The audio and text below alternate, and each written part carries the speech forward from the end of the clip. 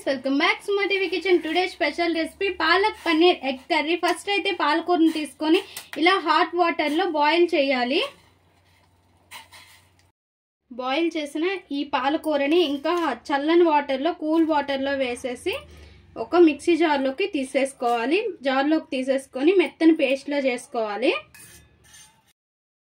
ఇంకా ఎగ్స్ ఒక 3 తీసుకొని ఇలా ఫ్రై చేసుకోవాలి. 3 అనే కాదు, ఎన్నైనా తీసుకోవచ్చు, అది మన ఇష్టము. అందులోనే కొద్దిగా కారం పసుపు వేసేసి వీటిని మంచిగా ఫ్రై చేసి పక్కకు తీసుకోవాలి.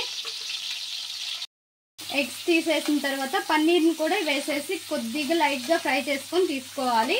ఇలా చేసుకుంటే టేస్ట్ అనేది ఇంకొంచెం పెరుగుతుంది, బాగుంటుంది. అదే ఆయిల్లో పన్నీర్ తీసేసాక కొద్దిగా జీలకర్ర కొద్దిగా ఆవాలు వేసేసి అవి చిటపటమన్నాక ఆనియన్స్ సన్నగా తరిగి ఉంచుకోవాలి. ఆ ఆనియన్ని ఇందులో వేసి మంచిగా ఫ్రై చేసుకోవాలి. చిన్న గోల్డెన్ బ్రౌన్ కలర్ వచ్చే వరకు మంచిగా ఫ్రై చేసుకుందాం.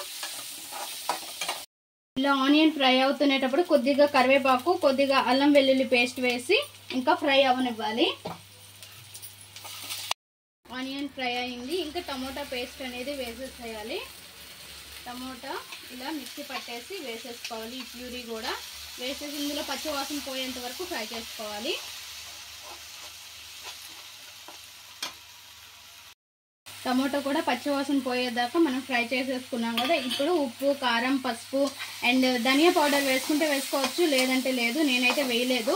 ఇంకా జీలకర్ర పౌడర్ అయితే మాత్రం నేను కంపల్సరీ వేస్తాను. ప్రతి కర్రీలో కూడా వేసేసుకొని ఒకసారి మిక్స్ చేసుకున్న తర్వాత మన పాలకూర పేస్ట్ ఉంది కదా, దాన్ని కూడా ఇందులో వేసేసుకోవాలి. వేసుకొని ఒకసారి ఇలా కలుపుకొని దీనిలో కూడా పచ్చివాసన కొద్దిగా ఉంటుంది కదా, దాన్ని కూడా ఫ్రై చేసేసేయాలి.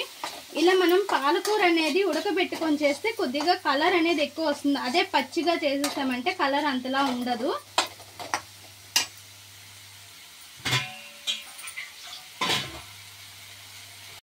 ఇందులో తగినన్ని వాటర్ వేసేసుకోవాలి.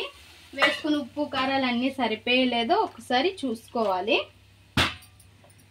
చాలా సింపుల్ అండ్ హెల్తీ కూడా చాలా మంచిది. ఇలా పన్నీర్తో అండ్ పాలకూరతో చేసుకుంటే ఇంకా మనం పన్నీర్ ముక్కలు కూడా ఇందులో వేసేసుకోవాలి అండ్ ఎగ్స్ని కూడా ఇందులో వేసేసుకోవాలి. ఇంకా ఉడకనిద్దాం. మన palak paneer egg curry ready అయిపోయింది. ఇంకా లాస్ట్లో కొద్దిగా కొత్తిమీర వేసుకొని బౌల్లోకి తీసేసుకొని స్టవ్ ఆఫ్ చేసేసా బౌల్లోకి తీసేసుకుందాం. Palak paneer egg curry ready. చాలా సింపుల్గా అండ్ చాలా టేస్టీగా హెల్త్కి ఎంతో మంచిదైన palak paneer egg curry super అంటే సూపర్గా ఉంటుంది. చపాతీలోకి రోటీలోకి పుల్కాలోకి వేడి వేడి రైస్లోకి అద్దరిపోతుంది. ఒక్కసారి ట్రై చేయండి. ట్రై చేసి ఎలా వచ్చింది మా కామెంట్ బాక్స్లో కామెంట్ చేయండి. Please friends subscribe more videos.